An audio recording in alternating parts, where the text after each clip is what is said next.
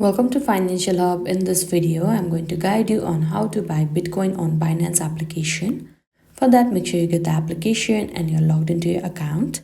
Now at this home page, at the bottom, you can see the trade option. You need to simply tap over there.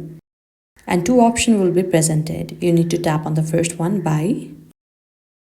Now here you need to choose the crypto. You can either simply tap on Bitcoin, or you can simply go to search bar and search for BTC if you can't see the option downwards. Now there at the first you can see the option, simply tap over there. Now this kind of box will be presented. Here now you need to enter the amount that you want to buy. You can also see the conversion at the downside.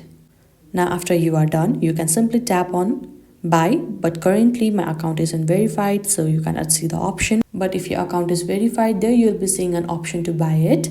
You need to tap on it and follow the further process in order to buy the Bitcoin. And this is how you can buy Bitcoin on Binance. I hope you found this video helpful. Don't forget to like this video and subscribe our channel Financial Hub. Thank you.